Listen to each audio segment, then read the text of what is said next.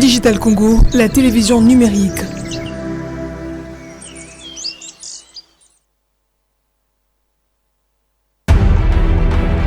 Chaque instant, l'actualité prend vie. Sur le terrain, au cœur des événements, digitalcongo.cd vous informe en temps réel, où que vous soyez. Une information fiable, rapide et accessible à tous. Digital Congo, votre fenêtre sur la RDC et le monde. Restez connectés, vivez l'info. Digital Congo, l'information en continu et en temps réel.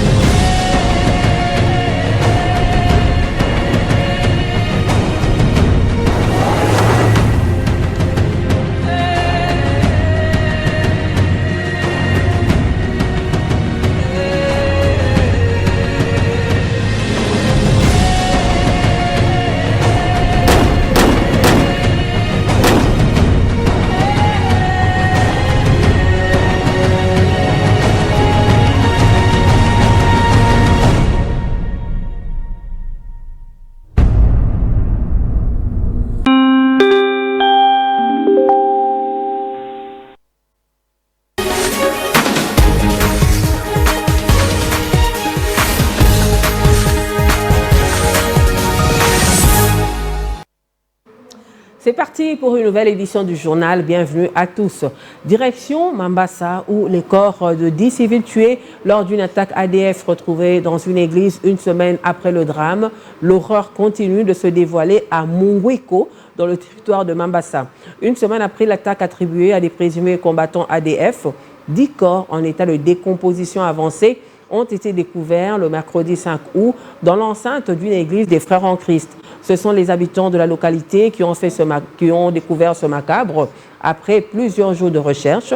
Selon le rapport de l'équipe de monitoring de l'Association pour la protection des droits des enfants et des femmes vulnérables, ces victimes auraient perdu la vie lors de l'incursion menée dans la nuit du 30 au 31 juillet. Et pendant ce temps, il y a eu également des morts dans les eaux du fleuve Congo. Il y a eu un naufrage d'une pirogue sur la rivière Louloua.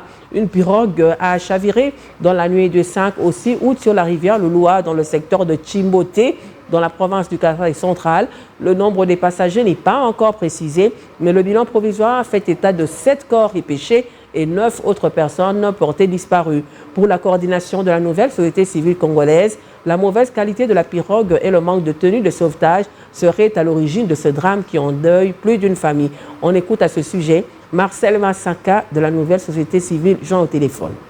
Pour la énième fois, nous, comme société civile de Ndemba, nous sommes touchés de ce drame que nous venons d'enregistrer aujourd'hui 5 août 2026 dans le territoire de Ndemba, secteur de Chiboté, groupement Bokomola Mankan, où une grande partie des personnes étaient allées à la chasse des chenilles au retour pour traverser sur la rivière Louloua.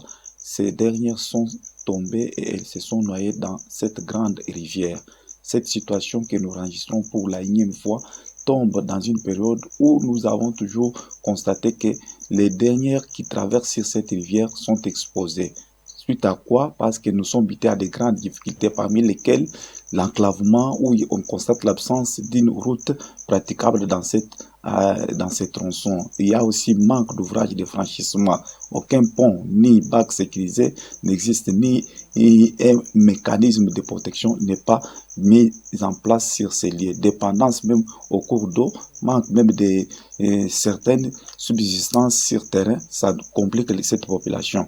Suite à tout cela, nous sommes maintenant exposés à des conséquences humanitaires, pertes en vies humaines, où plus de 10 personnes sont perdues dans cette grande rivière. Il y a aussi un impact socio-économique que nous pouvons enregistrer. Les enfants vont rester, certains enfants vont rater les cours pendant cette période de la reprise des cours, certaines familles sont paniquées, sont paralysées. Il y a aussi, ça crée un traumatisme communautaire. Beaucoup de personnes auront maintenant des sentiments d'abandon et de peur pour peut-être traverser dans ces tronçons. À cet effet, nous recommandons au gouvernement provincial, aux partenaires, de venir en urgence avec une mesure d'urgence pour déployer immédiatement une mission conjointe afin d'identifier, de faire une animation digne des victimes et un appui psychosocial soit apporté aussi aux familles et aussi doter temporairement l'embarcation sécurisée et des gilets de sauvetage pour cette période de chasse en cours. C'est comme ça que nous pouvons envisager cette demande pour que la situation soit levée. Sinon, cette situation laisse cette grande population de Ndemba en panique et avec une grande douleur. Voilà donc pour les conditions de navigation difficiles sur les rivières, dans les rivières plutôt du fleuve Congo. Il est également difficile pour la Metelsat, Agence nationale de météorologie et de télédétection par satellite, de mener des études magnétiques pour fournir des prévisions fiables face aux cas de séisme ou tremblement de terre, ainsi que des éruptions volcaniques. Et pour cause, son site est envahi par des constructions anarchiques, pour la plupart érigées sur les caves d'études magnétiques, ce qui limite actuellement les études de la Metelsat à l'atmosphère, au climat et à des comportements. Fifi Kouchipon et Olivier Abedi s'y penchent.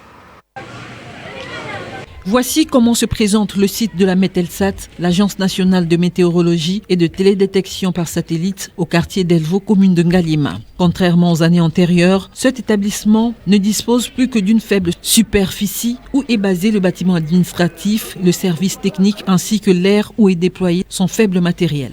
Pour cause, le site, comme personne ne l'ignore, est envahi par des constructions anarchiques et donc spolié au vu et au su de tous. L'une des difficultés auxquelles est confrontée la Metelsat, qui redoute la disparition des seules stations de Delvo, après celles de Bunyarampara et de Lubumbashi. Car au départ, cet établissement disposait de 250 stations et il n'en reste qu'une trentaine aujourd'hui. Cette institution de référence au niveau mondial qui tient à l'amélioration de son matériel espère à une nouvelle acquisition, a dit son chef de service technique, avant de rassurer la population de la bonne qualité du service rendu actuellement, produit par un personnel qualifié. La Metelsat est à la pointe de la technologie, mais cela ne suffit pas. Il faut renforcer la Metelsat avec les radars précipitation, par exemple, avec d'autres stations automatiques qu'il faut renforcer au travers les pays. Et même sur la ville de Kinshasa, multiplier aussi certaines autres stations d'observation météorologique pour essayer un peu de capter les informations dans tous les 24 communes de la ville de Kinshasa. Nous devons avoir un radar précipitation, nous devons avoir aussi la radio-sondage, d'où pour avoir le profil vertical de l'atmosphère, et nous devons avoir ces stations-là. Quant au phénomène El Niño, il ne s'agit pas d'une situation alarmante comme annoncé par certains environnementalistes. Celui-ci se produira très loin dans l'océan Pacifique et ne peut entraîner que de perturbations dans le climat et l'atmosphère. Nous sommes sur le site de la météorologie et de télédétection par satellite Metelsat, situé dans le quartier d'Elvo, commune de Ngaliema. C'est un site qui est pratiquement spolié, envahi par des constructions anarchiques, pour la plupart qui sont des propriétés des dignitaires et autorités de ce pays. Et plusieurs de ces constructions étaient...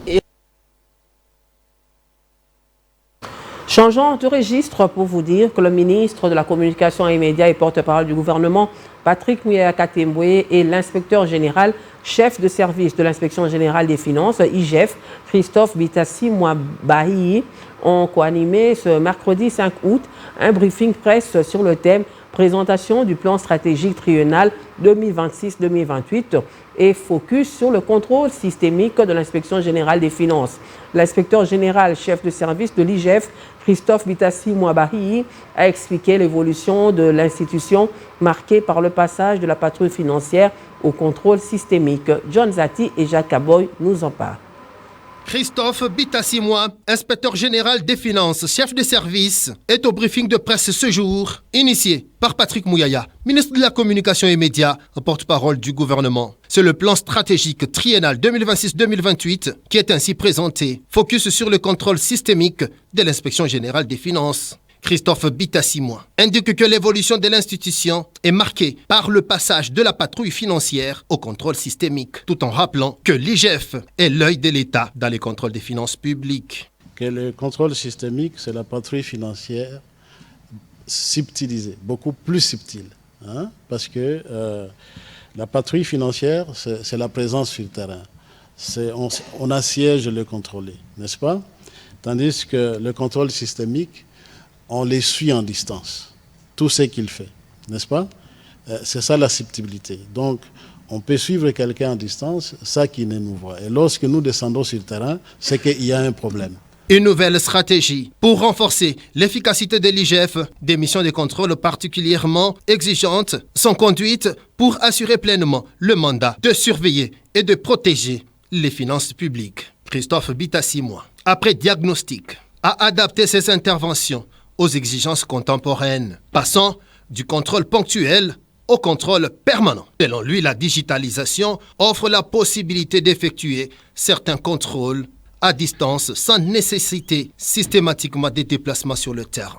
Nous allons donc commencer d'abord à nous connecter à toutes les plateformes digitalisées qu'il y a dans la République. Et au fur et à mesure de la digitalisation, nous allons nous connecter à toutes ces plateformes qui vont se mettre en place. Alors, en même temps, nous allons jouer un rôle catalyseur. C'est-à-dire, là où nous allons trouver qu'il n'y a pas encore la digitalisation, nous allons pratiquer notre contrôle tel que nous le faisons aujourd'hui, sans digitalisation. Et en même temps, parmi les critères, les exigences, nous allons exiger que là où ce n'est pas digitalisé, que ça le soit. Ce qui permet également de dépasser les méthodes manuelles traditionnelles, accéder rapidement aux informations utiles et de préparer les missions de contrôle en amont. Créée en 1968, l'inspection générale des finances a connu une visibilité accrue grâce à la volonté politique du président de la République, Félix Antoine Tshisekedi Tshilombo. Et puis, le PROVED de la province éducationnelle Congo Central 1 a organisé la revue annuelle de performance pour le compte de sa juridiction scolaire. Les acteurs provinciaux se sont réunis pour dresser le bilan de l'année scolaire, analyser les résultats et planifier la rentrée scolaire. Suivez. Les processus officiels d'évaluation du sous-secteur éducatif, la RAP, a tenu ses promesses dans la province éducationnelle Congo Central 1. Chapeauté par le PROVED de Madame Marie-Salomé Boroto, qui était face à toutes les personnes qui interviennent au système éducatif congolais. La revue annuelle des performances permet de mesurer l'atteinte des objectifs, de mettre à jour la carte scolaire et d'ajuster le plan d'action de la province éducationnelle. Évaluer le plan d'action opérationnel de l'année écoulée, mettre à jour les données de la carte scolaire, valider la planification pour les prochains exercices et formuler des recommandations d'amélioration. J'ai saisi cette occasion pour rendre un hommage mérité à son Excellence M. Félix Antoine Tshisekedi Tshilombo, président de la République, dont la vision et les engagements en faveur de l'éducation et de la transformation numérique constituent des leviers essentiels pour le développement de notre pays. J'adresse également ma profonde gratitude à son Excellence Madame le ministre d'État, ministre de l'Éducation nationale et Nouvelle Citoyenneté, Raissa Maludinanga, pour son leadership et les réformes engagées en vue d'améliorer la qualité de notre système éducatif, de promouvoir la gouvernance scolaire et d'accompagner la transition vers une éducation adaptée aux défis du numérique. La revue annuelle des performances est aujourd'hui un rendez-vous incontournable de gouvernance du sous-secteur de l'éducation nationale. Elle constitue un cadre privilégié d'évaluation, de concertation et de planification permettant aux différents acteurs d'apprécier les progrès réalisés, d'identifier les défis persistants et de définir les actions prioritaires pour l'avenir. Les défis à relever consistent l'intégration du numérique dans l'enseignement, amélioration de la gouvernance et de la qualité, inclusion et résilience du système scolaire et la rationalisation de la gestion du corps enseignant. Toutes les orientations provinciaux seront pilotées par le PROVED et seront relayées au niveau national. Les assises de cette RAP provinciale vont se tenir à Matadi pendant 3 jours. Et dans la province de la Chuapa, le ministre provincial de l'Agriculture a visité le champ de la Fondation Bana Saint-Jean à 9 km de Bouendé pour encourager les agriculteurs. Ce champ des produits vivriers de 3 hectares, le premier du genre est l'œuvre de l'opérateur économique Pepe Katita. Delphin Bambi nous en parle. Direction les champs de la Fondation Bana Saint-Jean, une œuvre de l'opérateur économique Pepe Katita située à 9 km de la ville de Bouendé. Le ministre provincial de l'Agriculture, Guy Sembili, y est allé ce jeudi 6 août par moto pour encourager l'initiative, la première du genre en province. Accueilli par les paysans, le ministre a visité les pépinières de carottes, aubergines, pastèques, amarantes, choux, préparées pour être plantées dans un espace d'environ 3 hectares. Le tout sous l'encadrement de l'ingénieur agronome Moïse Kasereka, dépêché par le ministre d'État Mouindo Nzangi Butondo. Les tracteurs sont mis à contribution pour les labours et la préparation du sol. Le ministre provincial Guy Sembili. Nous pouvons toujours encourager monsieur Pépé avec sa fondation pour qu'il puisse améliorer et puis augmenter la production au niveau de la province de la Chuapa. J'assure la population que dans peu d'État, on aura déjà une formation gratuite par rapport aux tractoristes. Pour sa part, le coordonnateur de la Fondation Bana Saint-Jean, Pepe Katita, s'est dit motivé. Il appelle les jeunes à s'intéresser à l'agriculture pour lutter contre le chômage et nourrir la province.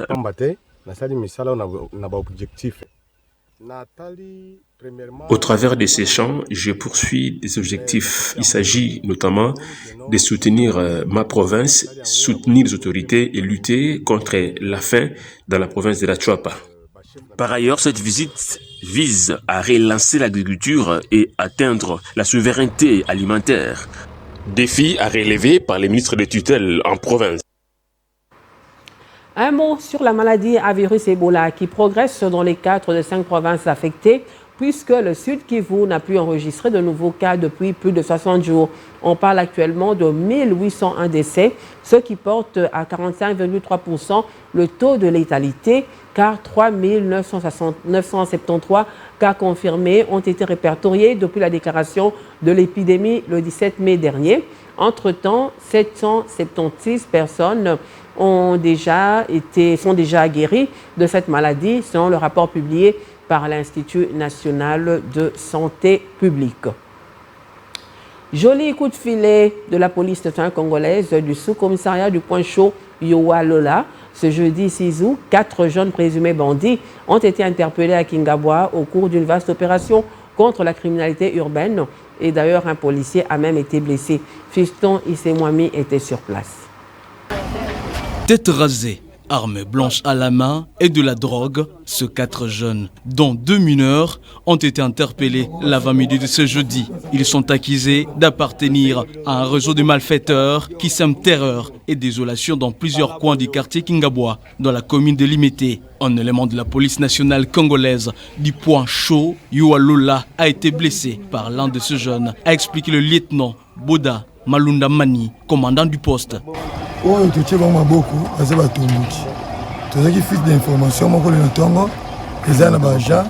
Ces jeunes que nous avons interpellés sont des inciviques. Selon les informations en notre possession, ils se sont constitués en un groupe de malfaiteurs où tous ont la tête rasée et pour mission de tracasser la population. Ils ravissent le bien des citoyens et troublent l'ordre public. Nous les avons arrêtés avec de la drogue et des armes blanches.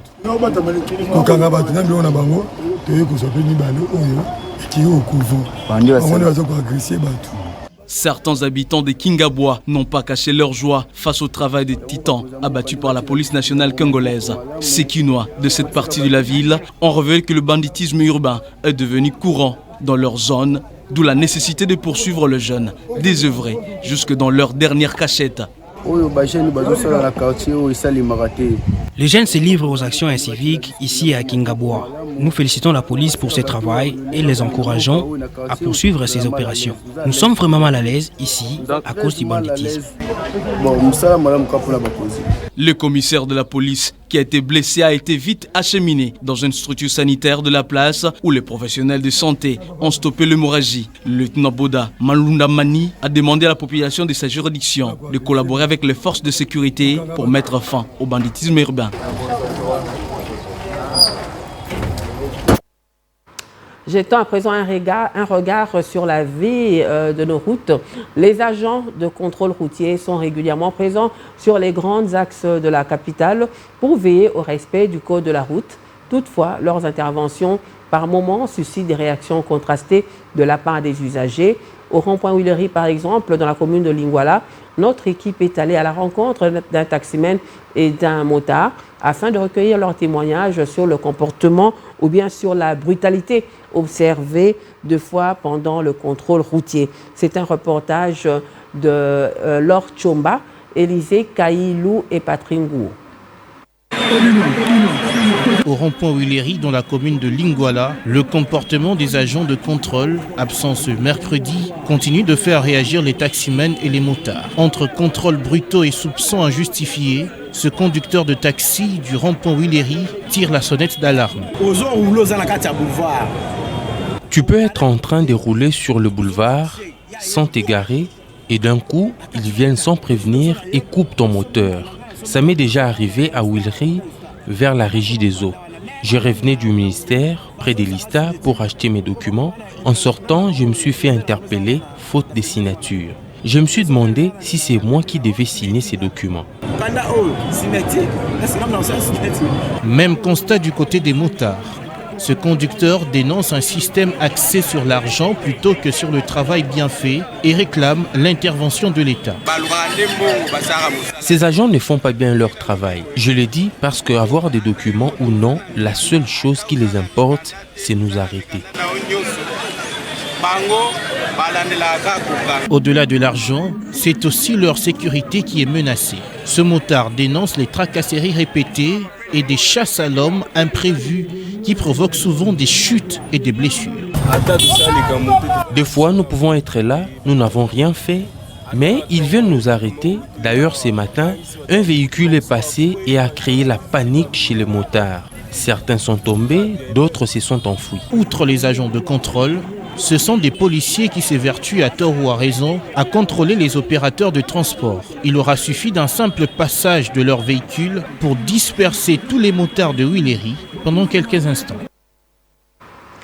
Et c'est par cet élément que nous bouclons ce journal. Merci de l'avoir suivi.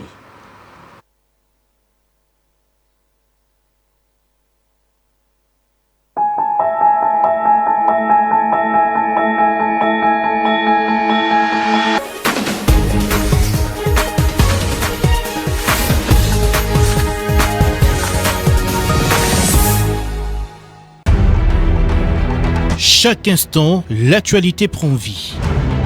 Sur le terrain, au cœur des événements, digitalcongo.cd vous informe en temps réel, où que vous soyez. Une information fiable, rapide et accessible à tous. Digital Congo, votre fenêtre sur la RDC et le monde. Restez connectés, vivez l'info. Digital Congo, l'information en continu et en temps réel. Bienvenue dans cette édition du journal. Encore des morts.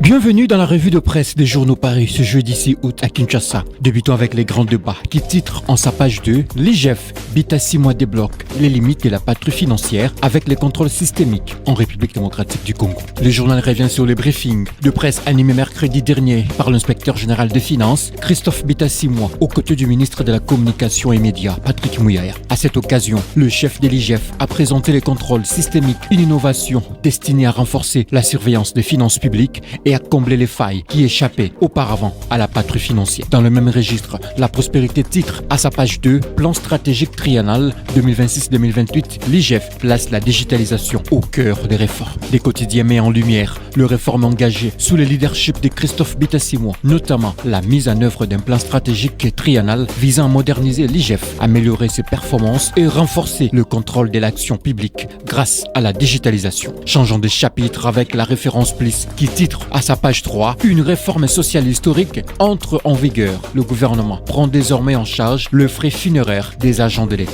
Le journal annonce l'entrée en vigueur depuis le 1er août 2026 du régime mutualisé des garanties d'essai administré par la SENSAP. Cette réforme permet désormais la prise en charge des frais funéraires des agents de carrière des services publics de l'État ainsi que de certains de leurs ayants droit déclaré. Bouclons cette revue avec l'envol qui titre en sa page 3 Patriarche Pancras Boongo a créé une ambiance électrique. Le journal revient sur la cérémonie de réconciliation organisée à Bwende dans le cadre de l'initiative Chwapa Bomoko pour la paix et le développement portée par le ministre d'État Guy Luandomboy. Le patriarche Pancras Boongo Nkoi a lancé un appel à l'unité, à la paix entre les filles et fils de la province. C'est la fin de cette revue de presse. Merci de votre fidélité.